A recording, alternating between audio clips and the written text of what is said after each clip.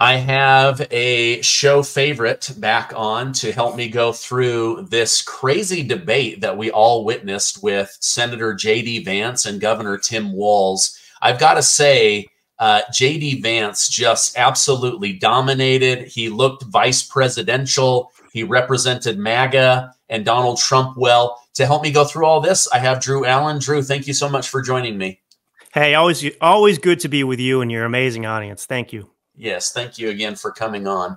So just quickly, what were your thoughts of the debate? And did you feel like J.D. Vance had a good performance for the night?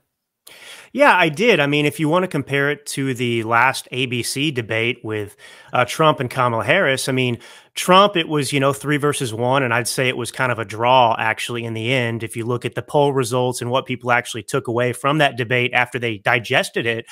And in this case, it was 3 versus 1 again, but Vance came out the clear winner. And the biggest thing that I noticed with this that is more in tune with what people I disagree with, out there, what they think, which is, people are kind of longing for this past era of civility with politics, right? And in my opinion, a lot of these people don't recognize that we're dealing with, hard Marxism and communism now. It's not, the foe is not what it used to be in many ways. It's more serious. But all that said, Trump is a different beast. People are uncomfortable with him being from Queens and kind of the way he talks. And he's not the greatest debater on the planet, certainly. But people kind of long for that Reagan-esque kind of quality, right? That kind of gentle civility. And I think that Vance pulled that off last night. And I think that he did something that I thought maybe was impossible, which was to convince people out there that, hey, I mean, that thing that you're longing for, it actually maybe can exist today in this climate with the right person. And Vance was that guy. Yeah. Yeah, there's a great quote from RFK Sr., and I don't have the exact quote, so I'll just give you the gist of it. But he basically said, if things aren't working under the current leadership, the only thing you can do is change out the leader.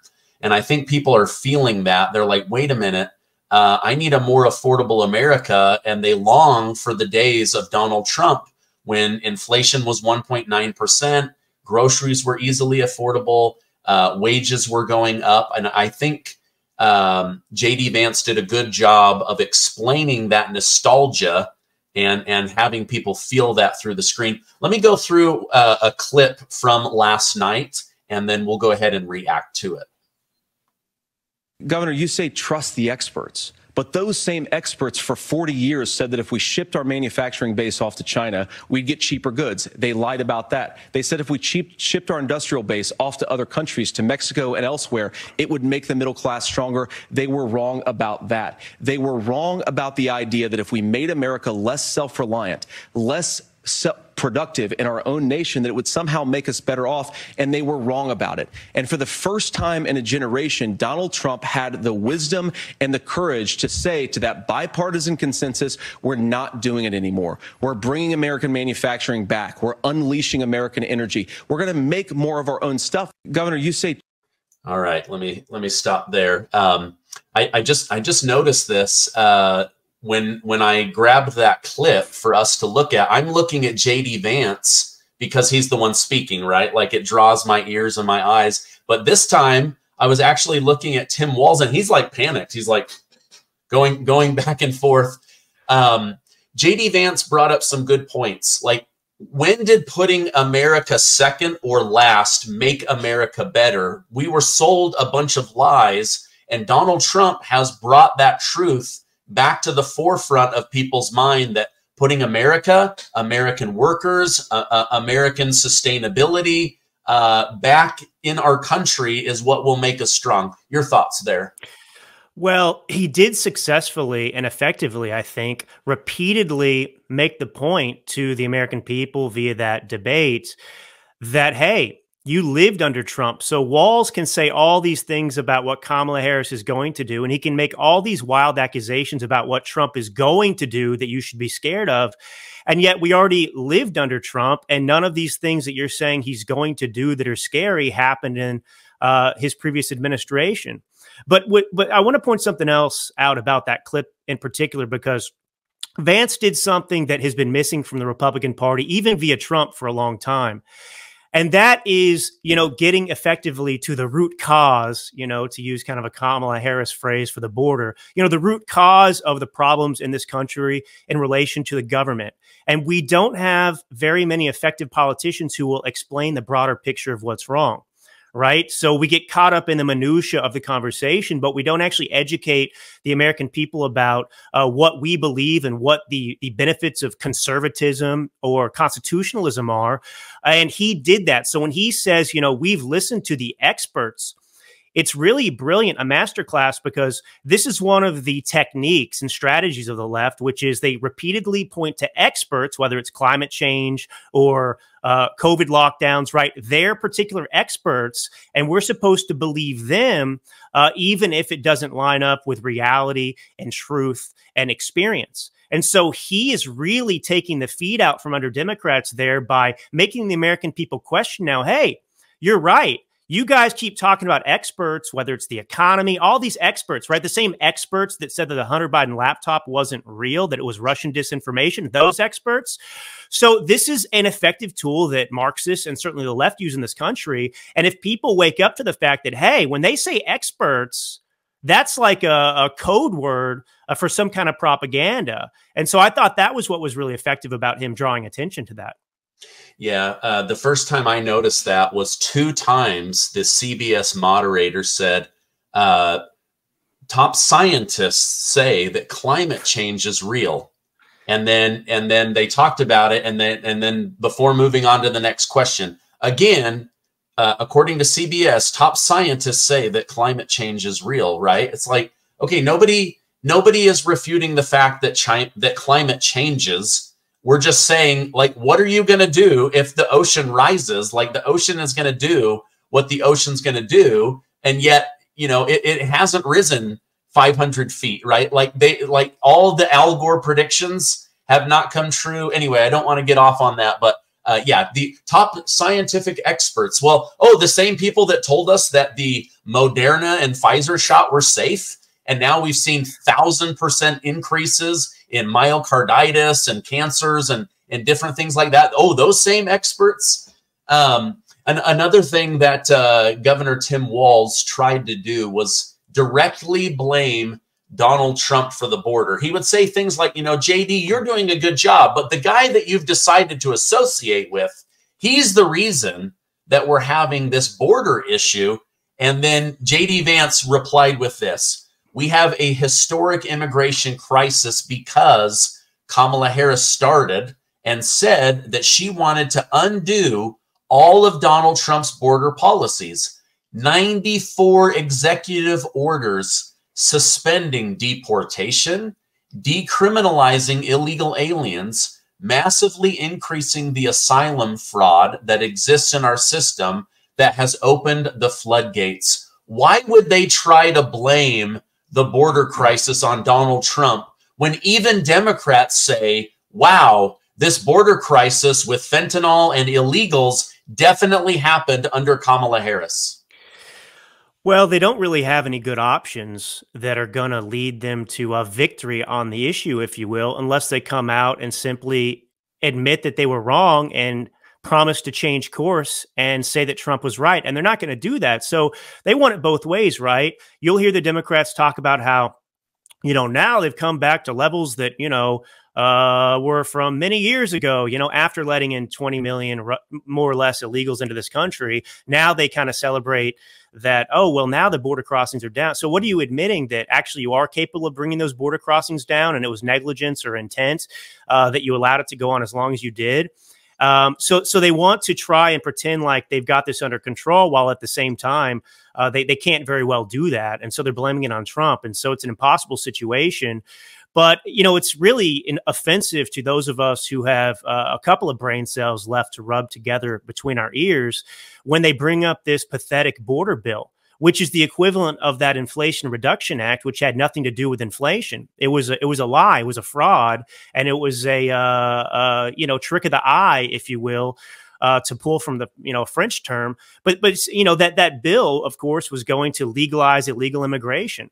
And in that bill, too, you know, the way they view Border Patrol, it's not to actually enforce the border or to prevent people from coming in. They want to repurpose them almost as like Red Cross humanitarian aids that are going to exist to help facilitate additional illegals coming in here.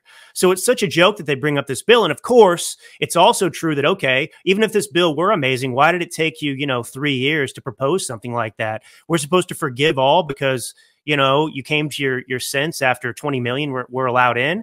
And one thing too, Stephen, that I think the American people saw last night as Walz struggled to grapple with this impossible situation with the border is that the Democrat Party basically took the side of illegals, and Walz took the side of illegals last night. And he said something that really bothers me, which of course is he claims that if you whether it's Haitian illegals or other illegals that have come in this country, if you point out the fact that they are destroying the country or the culture, which is true, it's objectively true, they say that you're going to get them hurt, that's, you know, bigoted and horrible. And yet the things that we're saying that are true about the illegal situation, which we have the right to say, they don't have a right to be here, and they are a drain on everything. We can't survive. No nation can survive with illegal immigration like this. They've said far worse about you or me or any sane person in this country or MAGA, comparing us to Hitler and Nazis. Nobody's saying that about the Haitians. And last time I checked, there haven't been 2 assassination attempts against any Haitian illegal in this country, but there have been 2 against Donald Trump. And so they want to silence our voices and shut us up about pointing out the biggest issue the Democrats face in this election, which is the illegal invasion of our border, by saying you can't say these things about the illegals.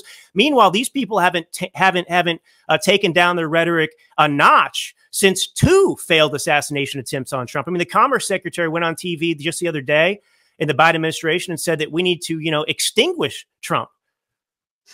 Yeah. Well, even last night, CNN was interviewing Don Jr., and he brought up the fact that because of the mainstream media and their vile rhetoric, that he's had these attempts on Donald Trump's life. And I think her name's Caitlin over at CNN. She said there's no proof that the media contributed to that in any way. And he said, oh, calling him Hitler for 9 years didn't contribute to somebody going, I should probably take out Hitler. Right. So it's like they're delusional about their contribution to this problem. You know, you talked about replacement. You know, if you were to take over a native population, you could do it in 2 ways. Number one, get them to stop breeding or reproducing that population, and then replace them with a new population, right? That's exactly what the Democrat Party is doing. They're saying, Americans, kill your babies, have abortions, and then we're going to bring in people from El Salvador, Nicaragua, China, Afghanistan, Mexico. We're going to replace you, Haitians. So like they can't pretend like people don't have their eyes open and they're going, wait a minute, you're making life really expensive for me. I have to work hard to make money that's taxed, and these newbies get to come in and use my tax money, and they get a larger amount than I get, and they don't get taxed. How are we supposed to compete? And the answer is you're not. They just want to, you know, grind you into the ground and completely control you. Well, and there's a name for it too. I mean, it is a hybrid form of warfare, and that's actually what Norway is calling it. Norway, it's funny, is actually concerned about Russia using immigration to flood their own country and weaken them. And now Norway is contemplating and making efforts now to shore up their own border with, guess what, walls and so on and so forth, and following in the footsteps of Finland, what they've done. So you have all these countries that are trying to prevent this. But, you know, you pointed out, and there are a number of vile reasons for flooding the country with illegals, but just fundamentally with no emotion attached to it. You know, the quintessential problem, of course, when you call it like hybrid warfare, I mean, it destroys the economy and it destroys obviously the culture too, but economically, And Vance was right to point that out many times. I mean, when Americans now are competing with low-skilled, cheap labor forces that have been imported, you know, to the tune of 20. I mean, think about this. He kept talking about tariffs and was trying to set the record straight on tariffs and why those are useful in certain scenarios like with China. But we have been listening to the experts, right, shipping all of our manufacturing overseas, and they are using slave labor to give those goods back to us at a fraction of the cost of what it would take to pay somebody a living wage, if you will, here in the United States of America. But the same thing effectively is happening when you import those people to your country. So, you know, what happens even if you bring manufacturing back to the United States of America, right? If you've got 20 million illegals here who are willing to work for, you know, $6 an hour or $5 an hour, or even $10 an hour, whatever it is, you know, that's going to have the same scenario. So in effect, you could actually solve the problem and bring manufacturing back to the United States of America. But if then you're going to have 20 million illegals here, you're going to be in the same situation because now you're just going to have those same companies hiring, you know, low-skilled workers here instead of paying, you know, letting China do it for you. Yeah, yeah. Let me talk about making life more affordable. JD Vance hit on this many times. I felt like he really stuck it to Tim Walz. Let's react to that video together. We bring those home. The issue is Donald Trump is talking about it. Kamala Harris has a record, 250,000 more manufacturing jobs just out of the IRA. May I respond to that? Yes. So appreciate that. So if you notice what Governor Walz just did is he said, first of all, Donald Trump has to listen to the experts. And then when he acknowledged that the experts screwed up, he said, well, Donald Trump didn't do nearly as good of a job as the statistics that's a gross generalization. that he did. So what Tim Walz is doing, and I honestly, Tim, I think you got a tough job here because you've got to play whack-a-mole. You've got to pretend that Donald Trump didn't deliver rising take-home pay, which of course he did. You've got to pretend that Donald Trump didn't deliver lower inflation, which of course he did. And then you've simultaneously got to defend Kamala Harris's atrocious economic record, which has made gas, groceries, and housing unaffordable for American citizens. I was raised by a woman who would sometimes go into medical debt so that she could put food on the table in our household. I know what it's like to not be able to afford the things that you need to afford. We can do so much better. To all of you watching, we can get back to an America that's affordable again. We just got to get back to common sense economic principles. I hope. All right. Just like you said earlier, masterclass. He divided him so good. He said, man, I feel bad for you, Tim Walz. You are stuck between having to admit that life was better under Donald Trump, that life was more affordable, that people could get food and housing. And then now you're stuck between that and Kamala Harris's disastrous economic policy of higher gas prices, higher grocery prices, and higher housing. Just a masterclass. What are your thoughts on that? Well, one of the things that actually stuck out to me this time watching the clip, even though I watched the debate last night live, is that, you know, JD Vance repeatedly talked about his background, and he's not a fraud. It's not only documented in his, you know, memoir, but it's actually true as well about growing up in poverty.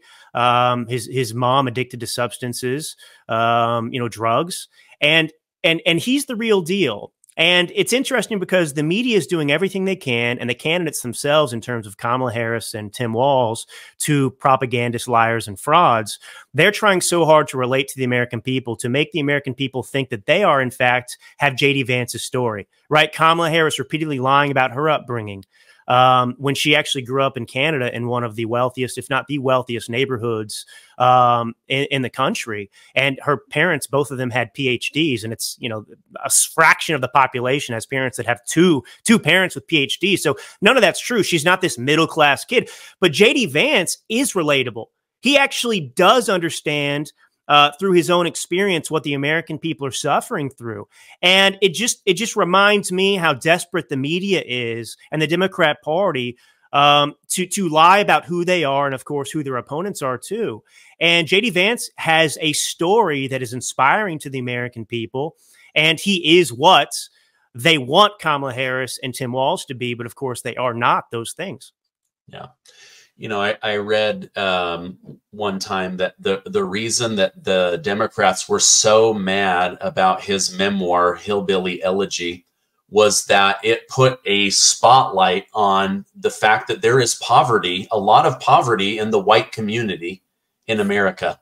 And they don't want that. They want only the black community to have poverty issues, right? Because that they're trying to appeal to their voter base. Oh, we can't let people know that there are white people that have financial problems, right?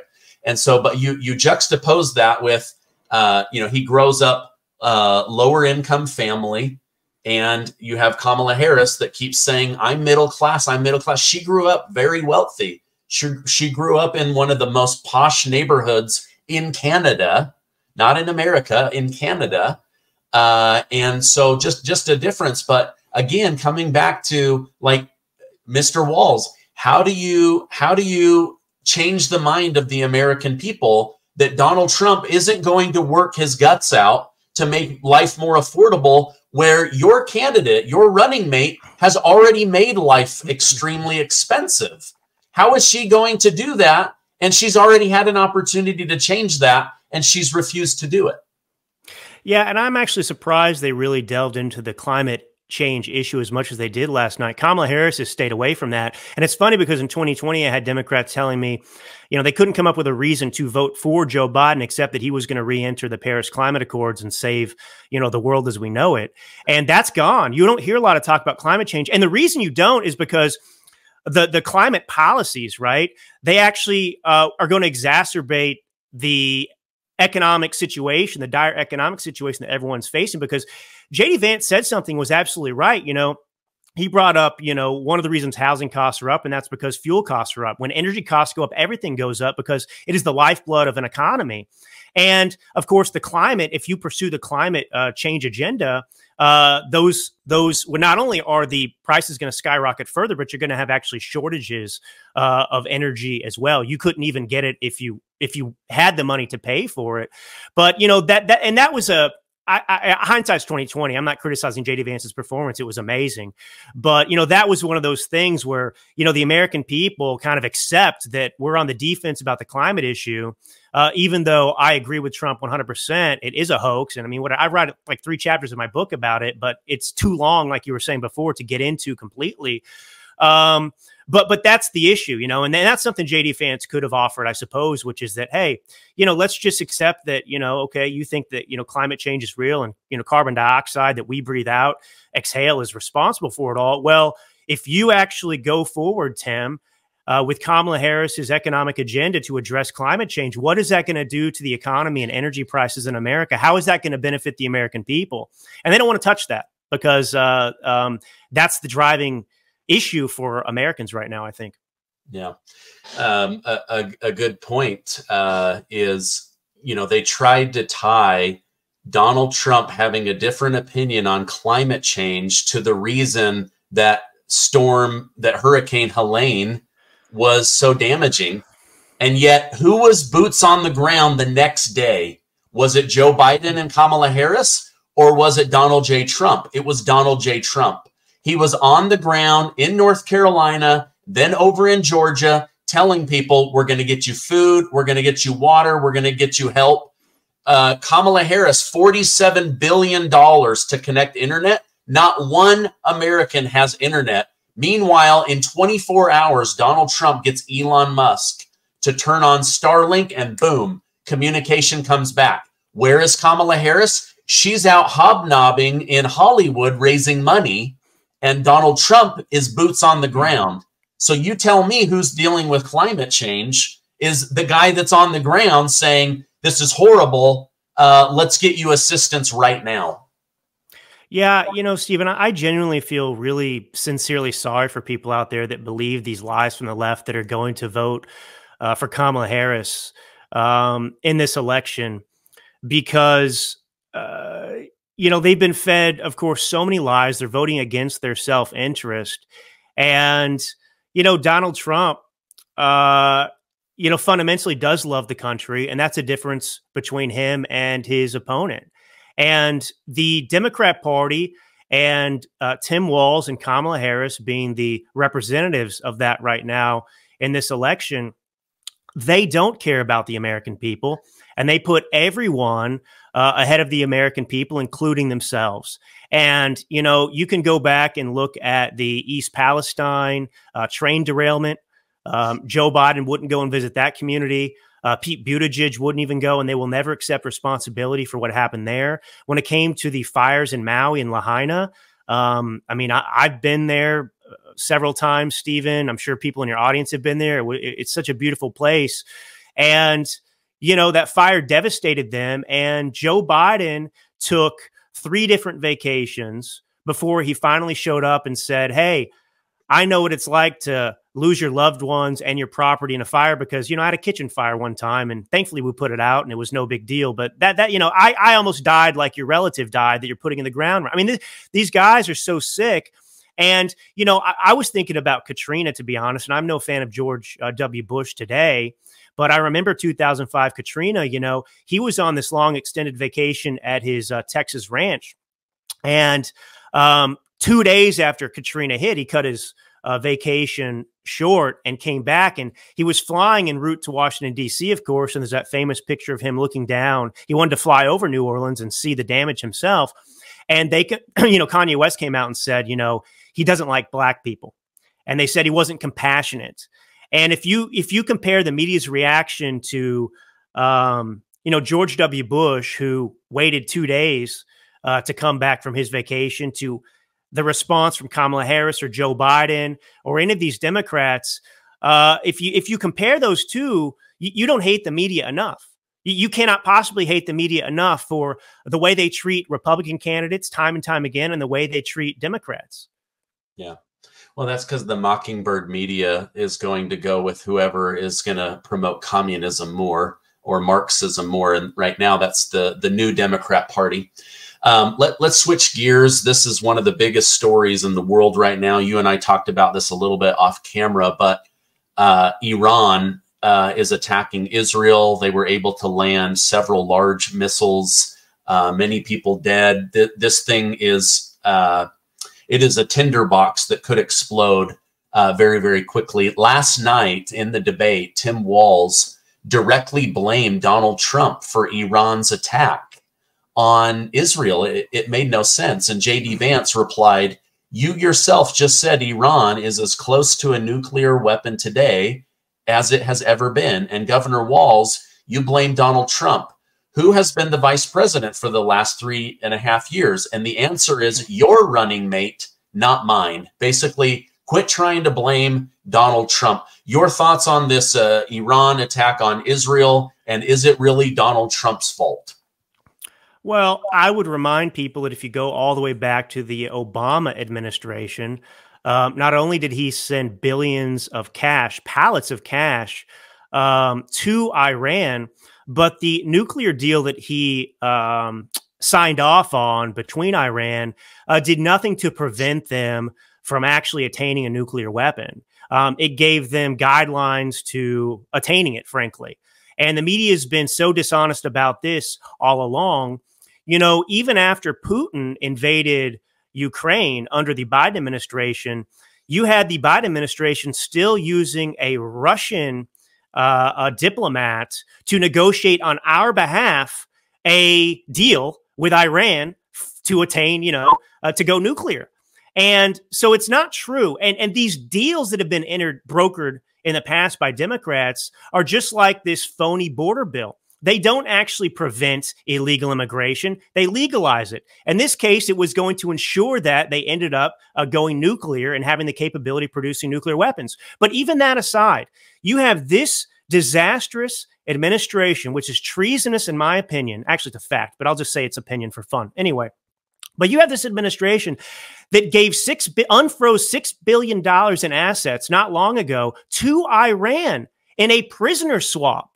And so, I mean, you unfreeze $6 billion to Iran, and the next thing you know, they're firing missiles at Israel. So who is complicit in the violence in the Middle East? Why would we give Iran any money when we know they're a terrorist state? Why would we do any of this? So, you know, you have to be very, very far gone and indoctrinated and ignorant, frankly, to believe that Donald Trump, who established the Abraham Accords, that was the first president to actually get wide-scale peace in the Middle East. I mean, people were looking at Israel like its own nation, finally, some of these other countries. And that what happened under Trump. And it was John Kerry and the Obama administration that said that what Trump wanted to do in establishing peace in the Middle East was impossible. And that's the thing. Donald Trump doesn't abide by this pathetic philosophy, this loser mentality that's un-American, which is, I can't do something. He says, show me the challenge, show me the obstacle, and I will find a way to do it. And he does do it, and he has done it. And now, under this administration, we have Putin invading Ukraine, not under Donald Trump. Now, under this administration, not Donald Trump, we have a botched withdrawal from Afghanistan. We have the Taliban taking over the country again. We have violence breaking out, possibly could lead to a World War III situation. It is very possible and very close to wide-scale violence in the Middle East that we have to get involved in. And that's all because of this failed diplomacy of this administration. So, it's fundamentally flawed and untrue to claim that Trump, it's crazy. Like, these things are going to happen under Trump that are happening under Biden. What?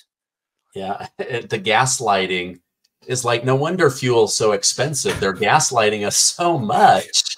It's just like, it's absolutely crazy. It's like, anyway, I don't want to just like beat a dead horse, but this idea of blaming somebody for something that happened while you were in office, and not like, hey, this happened our first week, like going back to George Bush, right? I remember in an interview, he said, what they said, what was the hardest part of your presidency? And he said, in less than a year, having this attack, this 9/11 attack, that really caught us off guard, and then you start digging back in and you go, okay, well, maybe Bill Clinton killing 1 million children in the Middle East, maybe that actually did lead to something, right? But like now blaming Trump, even though Joe Biden enriched Iran and allowed for those contracts between Iran and China, and this new friendship between Iran and Vladimir Putin. It's just such gaslighting. Go ahead. Were you going to say something? I was just going to say, it's been on my mind since we started, which is just one of the observations about Walz that everyone should make. And one of the reasons that the Democrat Party will never admit that they've made any mistake anywhere is because if you listen to Walz and the Democrat Party, fundamentally, they believe that the government is incapable of doing anything wrong, and that government can't do wrong and is always the solution, right? Every answer they have is the government has to fix it, and every answer they have is the government didn't cause it. It's not their fault. You just need more government to fix the problem.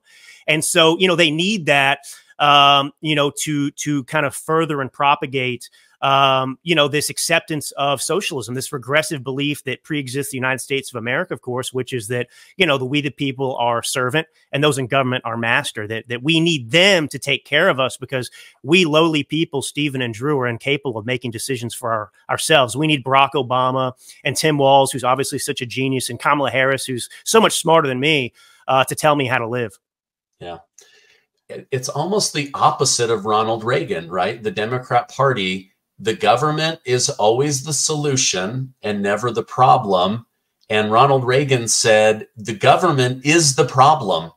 The problem isn't that the American people are living too rich. It's that the US government is living too rich, and the worst words that you can hear is, I'm from the government and I'm here to help. Like, just run away, But yeah, it's just the opposite of Reaganomics.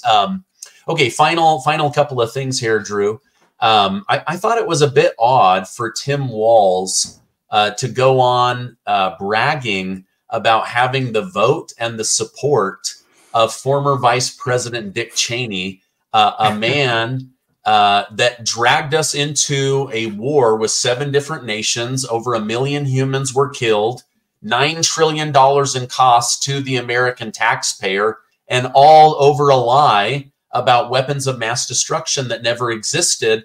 Why on earth would he be bragging about having the vote and the support of Dick Cheney? Well, you have to remember that the Democrats really utilize, as part of their electioneering strategy, the useful idiot, which in this case is the, you know, so-called former Republican or conservative that has seen the light and wants to be communist now. And so, you know, that's supposed to be some kind of victory. Like we're supposed to be, oh, well, you know, Dick Cheney, well, if he's going to support Kamala Harris, well, man, Stephen, I don't know. I thought these people were communists and I didn't agree with it. But now that Dick Cheney's in, I'm all in. And you know, the thing that's so offensive, I mean, it's like getting poked in the eye by these people like Dick Cheney, because, of course, who was it that defended Dick Cheney in the past when he was attacked by Democrats mercilessly, when they made fun of him for going on that hunting trip, for example, and mistakenly shooting you know, one of his friends or hunting partners that was there with him when it came to Halliburton and everything else. I mean, we sat here and put our necks on the line to come to his defense. And think about this too.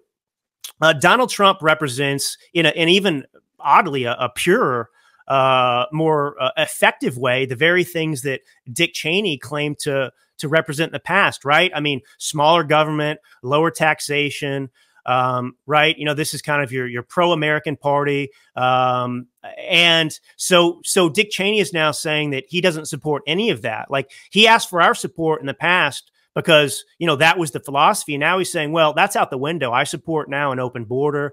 I support, you know, the socialist policies. I support, you know, even things out of Soviet Russia, which are price controls that Kamala Harris has supported, taxing unrealized gains, all of these things.